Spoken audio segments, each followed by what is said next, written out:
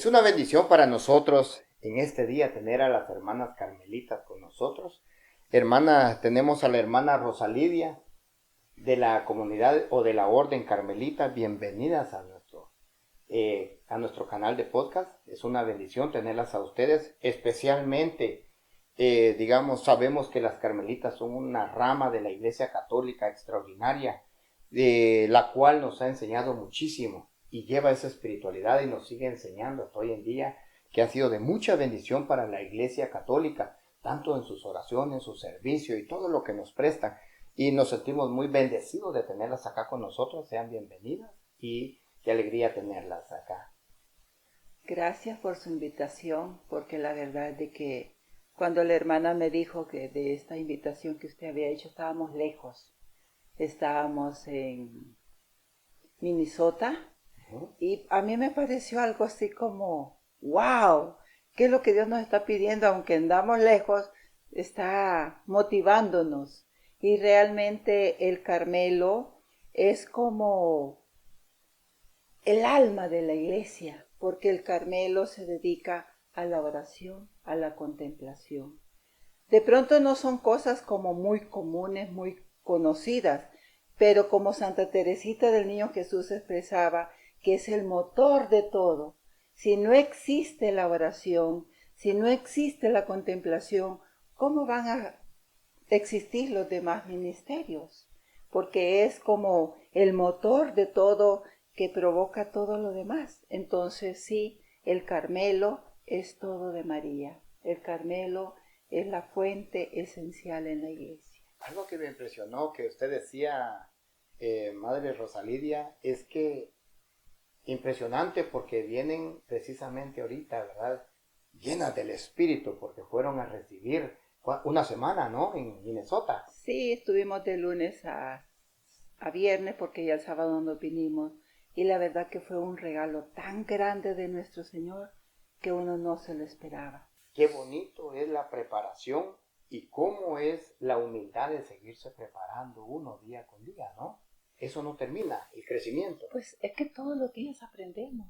Hasta el día de nuestra muerte vamos a aprender porque quién sabe cómo se muere. Hasta ese día vamos a dejar de aprender. Hoy, hablando con nuestra hermana, realmente queremos conocer nosotros cómo nacen las carmelitas, hermana. Es una historia tan hermosa, triste, pero hermosa. ¿Por qué triste? Porque cuando se encuentra don Daniel Quirós con Carmen López, ellos se enamoran, pero él era de una familia de dinero, ella de una familia pobre. Cuando el papá se da cuenta que él se enamoró de esta muchacha, le dijo, no puedes porque ella no está en esta posición. Y él desobedece a su padre y se casa con ella. Pero al poco tiempo viene el fruto de su amor, viene Madre Clarita. Pero este muchacho como que era un poco no bien de la mente, cuando la niña tiene 1 año se la roba y se la lleva a una mujer lejos, lejos de su lugar. Resulta que cuando la encuentran es una prostituta quien la está cuidando. Él era hijo de un expresidente de El Salvador. Y entonces la mamá acude a él para buscar a su hija. Y él moviliza todo el ejército y la encuentra, pero le dice, te vas a ir a vivir a tal parte escondido de mi hijo para que no vuelva a hacer lo mismo. Quiera que no, la acepta como su nieta. Y es cuando ella empieza a vivir solo con su madre. Cuando ella estaba por cumplir los 15 años, un joven empieza a visitar ese hogar. Y ella le dice un día, mira hija, yo tengo miedo de morirme y de que tú te quedes sola. Quiero que te cases con este joven que viene a la casa. Y ella le dice, lo que usted diga, mamá. Recordémonos que antes la obediencia era ciega. Ella desde muy niña decía, yo quiero entregarle mi vida a Dios. Pero en El Salvador no habían religiosas, solo en Guatemala, y de clausura, que las de clausura son las que nunca salen. Y la mamá, como era la única hija, le dijo, no hija, tú no, yo no tienes para eso, no te dejo ir. Y pues se casó. Tuvo 6 hijos, 2 se murieron chiquitos y 4 crecieron. Pero este señor era un costarricense y él lo único que, él apantallaba de hacer muchas cosas y a la hora de la hora no era nada. conseguía trabajos en una escuela y cuando le pedían el diploma pues nunca lo llevaban y lo sacaban porque la verdad no tenía nada. Para no hacerlo largo, cuando el abuelo de ella estaba por morir, la manda a llamar para darle una herencia porque pues le pertenecía por ser hija de su hijo, pero cuando el esposo se dio cuenta de que él iba a recibir esa herencia, volvió a regresar a casa porque la dejaba cada rato. Cuando regresó a casa, ella, como ya sabía bien cómo era todo, hizo un escrito donde él no podía tocar ni un centavo porque le pertenecía a sus hijos. Y él al ver todo esto se retiró de ella, se regresa para su país y por lo que hemos sabido, el gobierno de El Salvador le puso una restricción que no volvía a entrar al país. Quiero ir un poquito a la historia, hermana. Cuando veo la historia, las carmelitas no nacen en Francia. No. El Porque ahorita Carmelo, estoy escuchando que usted me comparte que inicia en El Salvador. o sea, le estoy hablando de mi congregación. Porque el Ah, Carmelo en ok, sí, es para entenderlo mejor Ajá, dígame. el Carmelo en sí inicia en Palestina, cuando el profeta Elías está en el desierto viviendo y él se va a unas cuevas. Y en esas cuevas él manda a su ayudante, a su siervo, y le dice, ve a otear el mar. Y dice la Biblia que lo manda por 7 veces. Y a la 7ª vez le dice, ¿qué ves? Ve una nubecilla como la palma de la mano que va subiendo. Y le dice, corre y dile al profeta Ahab que se vaya y se enganche. No va a ser que le coja la lluvia. Habían 3 años y medio que no llovía. Porque él ve en esa nubecilla la Virgen María. Y se dice que Sabash, el padre del profeta Elías, él vio como un enjambre de nubes que estaban rodeando a la Virgen María. Entonces ahí es el Monte Carmelo. Y en ese momento, o sea, en ese lugar, inicia la orden con estas primeras personas. O sea, el Carmelo es de las órdenes más antiguas, porque inicia desde el Antiguo Testamento. Hermana, cuando hablamos de Monte Carmelo, me hace usted recordar las Sagradas Escrituras, de lo que nos está hablando precisamente del profeta Elías, los acontecimientos que pasan en el Carmelo. Porque el Carmelo, si nos vamos a la historia, hablando un poquito del Carmelo, ese lugar era de los sacerdotes de Baal. Exactamente. Y a la guerra que tuvo el profeta Elías, el gran profeta, el enfrentamiento con los 450 sacerdotes de Baal, que es tremenda valentía. Y él era el único del verdadero Dios. El único. Entonces, después de esa batalla, se convierte en un lugar de adoración, ¿no? Y ahí hubieron más acontecimientos en el Carmelo, pero ahí, según la historia, se quedan algunos ermitarios, ¿no? Es de ahí donde nace, digamos, la orden de los carmelitas. Con estos ermitaños inicia la orden del Carmen. Como hombres y después se integran mujeres. Como hombres, pero la misma persecución hace que ellos salgan y se vayan a otros lugares. Tanto así que había un momento de la persecución donde se ve que la orden va a desaparecer. Okay. Pero está al frente San Simón Stock. Y San Simón Stock es un hombre enamorado, pero enamorado de la Virgen, que su nombre significa tronco. Dice que él tenía un árbol grande donde le había hecho así como un hueco y él se sumergía en ese hueco a orar. Y él mismo le había compuesto una oración a la Virgen. Y pidiéndole que si era obra de Dios realmente lo que estábamos viviendo en el Carmelo, que continuara. Y dice que un 16 de julio de 1251, la Virgen baja en persona y le da el escapulario. Y le dice, recibe, amado hijo, este escapulario que es para ti y para todos los de su orden. San Simón Stock es algo grande en la orden del Carmen, porque por medio de su fe, de su valentía, de su amor a la Virgen Santísima, consigue de que ella personalmente le entregue este escapulario, que es un signo de salvación para la orden y para todos los que lleven impuesto su santo escapulario. Vemos cómo el rosario es un arma fundamental, una oración fundamental, ¿no? Digamos, de la Iglesia Católica.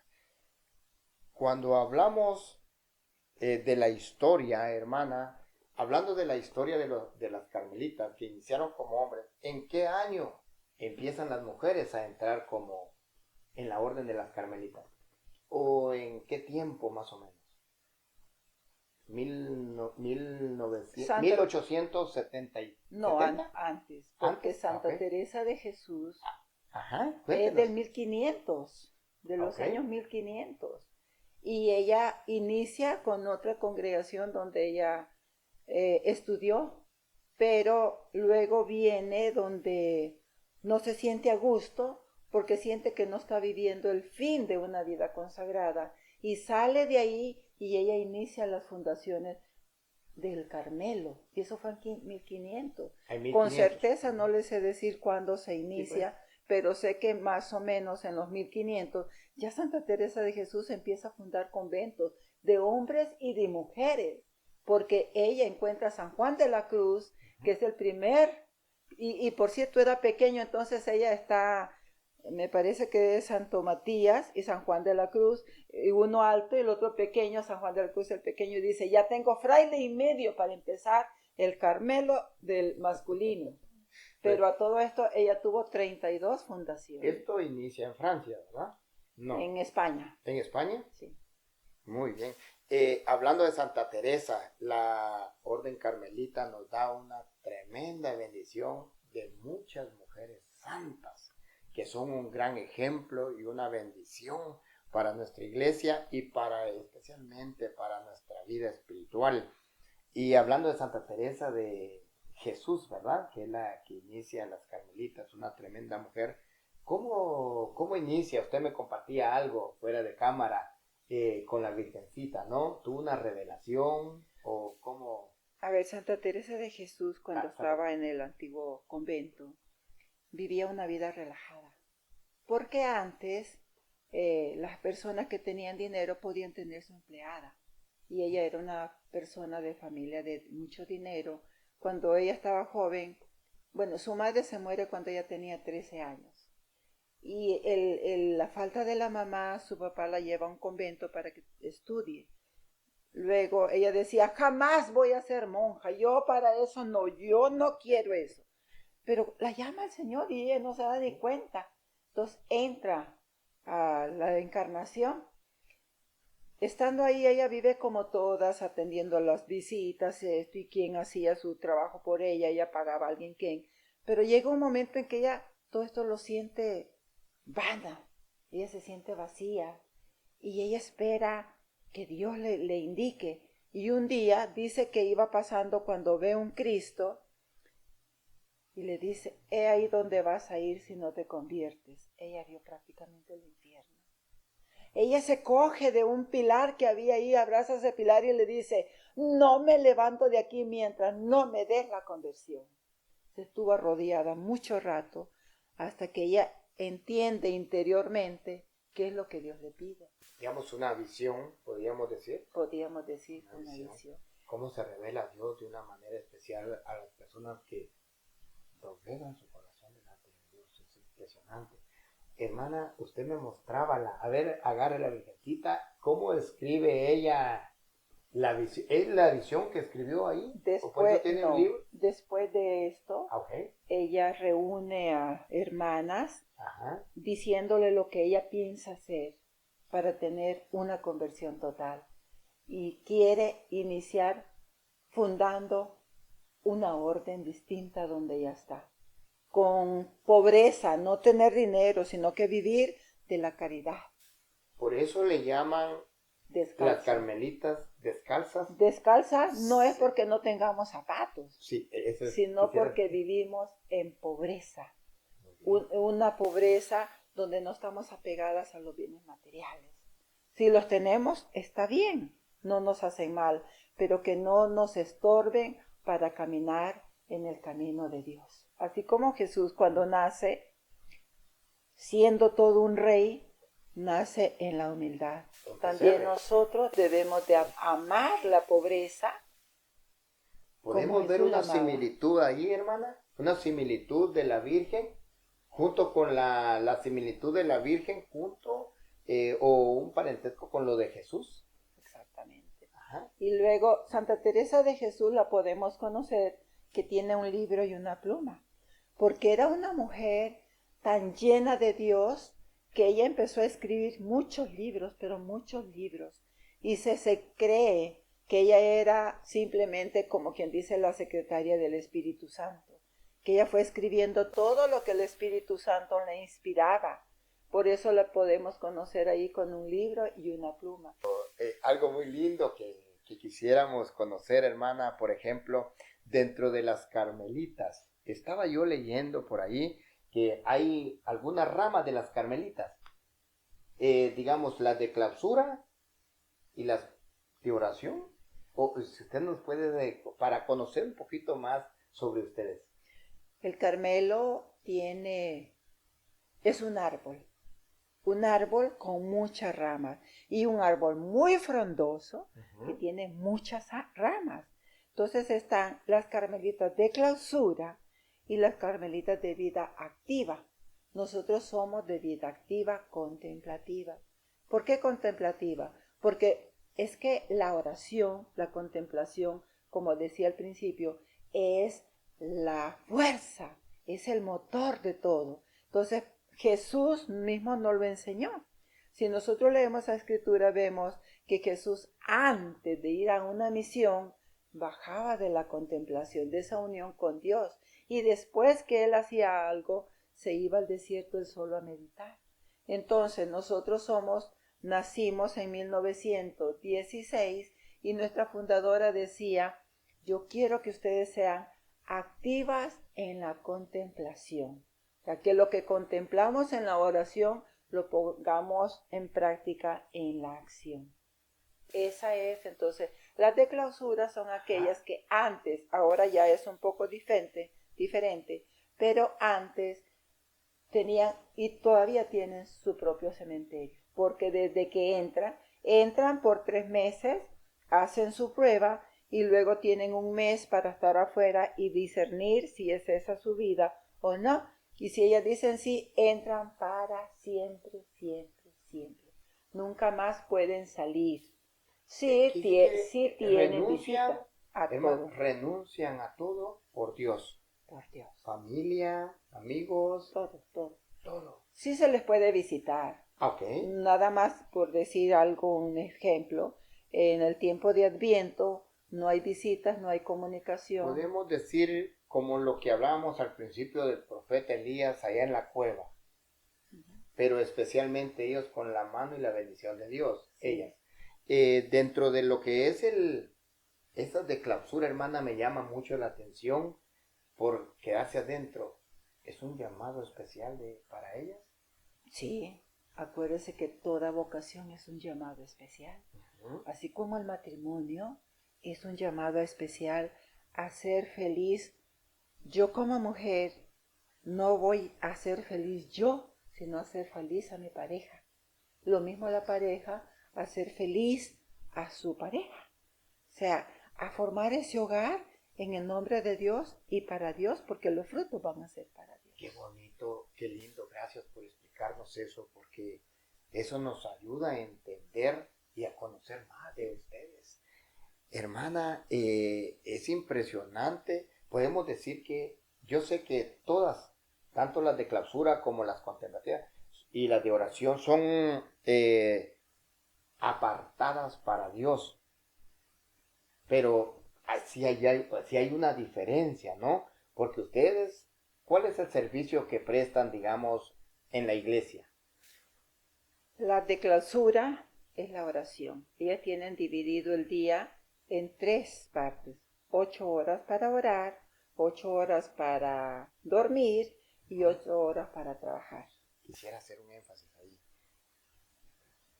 Estas oraciones, estos son los que están atrás, exacto, orando, son un sostén grande para nuestra iglesia. Para la humanidad. Para los papas, los sacerdotes, todo nuestro magisterio y todos nosotros. Porque aunque están aisladas del mundo, están más conocedoras de lo que pasa en el mundo que nosotros. Están al día con todo, no porque sean curiosas, sino porque de esta forma ellas intensifican más su oración. Ahora miremos un poquito más la otra rama, viendo ese regalo tan grande que nos dan las carmelitas de oración delante del Padre. Y ahora miremos, hermana, en el caso, en el servicio de ustedes, porque nosotros que vamos cada sábado y la vemos con esa alegría, con esa felicidad en ustedes que lo contagian a uno, y lo digo de corazón, lo contagian a uno con esa humildad y con esa sonrisa que nos reciben cada primer sábado, ¿verdad? Que vamos a celebrar la Santa Misa con ustedes. ¿Cómo en sí, en ustedes, qué encierra que no son de clausura el servicio dentro de la iglesia? Como nosotros somos activas. Uh-huh. Es como, ¿cómo le explico? Las de clausura están en oración y nosotros estamos practicando eso. Esas eran las dos ramas que estábamos. Exactamente, así, por eso le digo que nosotros somos de contemplativas en la acción. Ajá. Porque temprano en la mañana estamos 1 hora ante el Santísimo pidiéndole precisamente las gracias y que el Espíritu Santo con sus rayos misericordiosos envuelvan, abrazan a toda la humanidad para que haya paz y conversión. Nosotros no podemos llegar a cada persona, pero Él sí puede. Entonces eso es lo que uno le pide. Y luego pues uno hace la parte, que es ir a visitar a las personas, atender, a veces nos llaman, hermana, tengo este problema, me puede poner en la misa o pueden hacer, mi hija la acaban de llevar al hospital, por favor pueden hacer oración, me han llamado, recibimos muchas llamadas en ese sentido. Algo que me impresiona, hermana Rosalidia, es lo que compartíamos hoy, que nos encontramos en su casa, que ustedes le dan clase a los catecúmenos, lo que nos estaba compartiendo ahorita, que también reciben familias por las cuales tienen una necesidad. Y no solo eso, sino podemos ver también cómo instruyen a los niños. Ese es algo muy lindo y algo muy precioso, porque están cimentando los pequeños retoños de la iglesia. Fíjese que una de las cosas que hemos descubierto es que las personas de este lugar son más sencillas. Yo viví en California por 16 años y al hacer la comparación de las personas de allá, la gente de aquí, encontramos que la gente de aquí es más sencilla. Uno va a las casas y a ver cuántos son en la familia, usted va a rezar un misterio, usted otro misterio, y dicen los señores por lo general, no todos, pero por lo general dicen, no, yo no puedo. ¿Cómo que no puede? A ver, usted va a rezar el Padre Nuestro, diga la primera parte del Padre Nuestro y lo hace. Si me ayuda usted, claro, nosotros le ayudamos. Y mire qué bonito. En cambio, en otros lugares dicen, yo no puedo, se van y listo. Pero la gente de aquí en ese sentido, vemos que son tan lindos. Y pues uno, en la medida de lo posible, de lo que Dios nos da a entender, tratamos de ayudar a la gente en sus necesidades, desde lo espiritual hasta lo humano, porque han habido muchas ocasiones donde uno se da cuenta que la gente necesita una ayuda económica. ¿Y qué hacemos? Si nos vamos a hacer ya nuestros bolsillos, lo único que vamos a sacar son papelitos. Todo lo que hacemos es, nos unimos y hacemos una venta de pupusas. Y ya, mire que vamos a hacer pupusas para ayudar a alguien, y mucha gente se nos adhiere y hacemos la actividad y de esa forma podemos ayudar a las personas que tanto lo necesitan. Esto es, hermana, lo que no conocemos muchas veces de las grandezas que tenemos dentro de la Iglesia Católica. Lo más grande, la oración, el servicio que damos a nivel espiritual y moral, y de eso también la fe sin obras. ¿Qué dice la palabra? Está muerta. Está muerta. Entonces, algo impresionante dentro de ustedes es, no solo preparan personas, no solo primero le piden en esa contemplación, entrar en la comunicación con Dios, sino también aportamos la fuerza, ¿verdad?, para poder aportar a esa necesidad financieramente. Pero fíjese qué dice el Evangelio de hoy en día. Precisamente dice Jesús, ámense como yo los he amado. Si nosotros, si el ser humano se pudieran detener a meditar estas palabras. ¿Quién no necesita ser amado? ¿Quién? Si entre más sintamos ese amor, nos sentimos como más esponjadas, ¿cierto? Si usted recibe un abrazo, una mirada, que usted en esa mirada puede experimentar que esa persona lo ama, es como si uno se derritiera de sentir ese amor. Pero no solo para derretirme yo, sino estoy invitada a darlo a los demás. Y entre más lo doy, más lo voy a experimentar. Porque nosotros somos como, puedo decir puente, pero el puente une este al otro.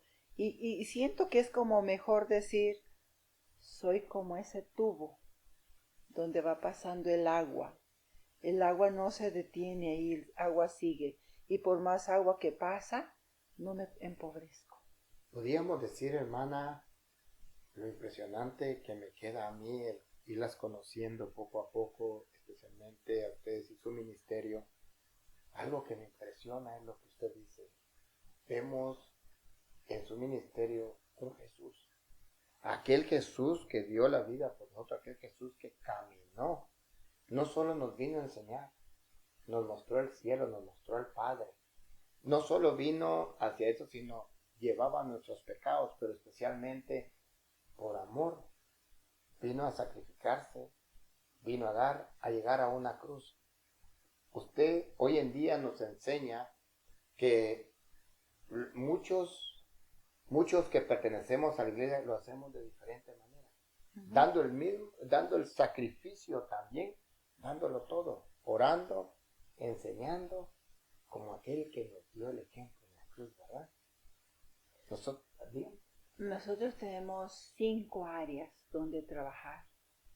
Aunque no somos muchas, pero tenemos 5 áreas donde está la educación. Dentro de la educación también están las casas hogares, donde tenemos casas hogares donde están los niños que a lo mejor no tienen papás o tienen papás pero no tienen cómo alimentarlas, cómo responsabilizarse de ellas.